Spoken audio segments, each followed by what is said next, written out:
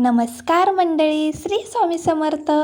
प्रत्येक आईचा दिवस हा सारखाच असतो, पण प्रत्येक दिवसात एक गोष्ट मात्र नवीनच असते. गुड मॉर्निंग सगळ्यांना. तर आज आम्ही जाणार आहोत माझ्या मम्मी पप्पांकडे, म्हणून सकाळपासूनच माझी धावपळ सुरू होती. एकीकडे किचन आणि दुसरीकडे माझं हे गोंडस बाळ. सह्याद्री आज सकाळी लवकर उठली नव्हती, म्हणून माझी कामं जरा फास्टच आवरलीत मी. आज सह्याद्रीसाठी मी बनवले छान तुपातले कटलेट. जर तुम्हाला ही रेसिपी हवी असेल तर मला नक्की कमेंट करा, मी नक्की ही रेसिपी तुमच्याशी शेअर करेन. चला, मॅडमांचा तरी नाश्ता खूप स्पेशल होता, तसंच आमचा पण नाश्ता भारी होता हा. तो म्हणजे फोडणीचा भात. माझ्या लहानपणी असा फोडणीचा भात माझी मोठी दीदी करायची.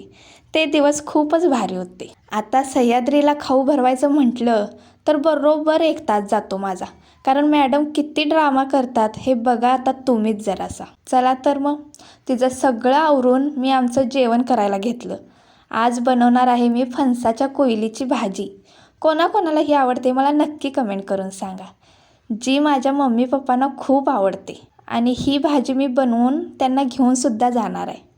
त्यानंतर माझी बरीचशीच कामं बाकी होती. शांतपणे मी पहिला झोपवलं तिला आणि राहिलेली बाकीची बरीचशी कामं करून घेतलीत, म्हणजे भांडी, कपडे हे सगळं काय. कुठेतरी जायचं म्हटलं की खूप जास्त कामं असतात मला. असो, आम्ही जेवून घेतलं, लगेचच निघालो निढोरीला. तर हे बघा आमचं मोठं दिसणारं कलिंगडचं दुकान, जे निढोरी मार्गे आदमापूर रोड या ठिकाणी समाधान फ्रूट स्टॉल असं नाव असलेलं आहे. हे दुकान माझ्या मम्मी पप्पांचं आहे. कधी पण आदमापूरला आलात तर नक्की इथे या. तुम्हाला इथे कलिंगड थंडगार आणि गोडच मिळणार.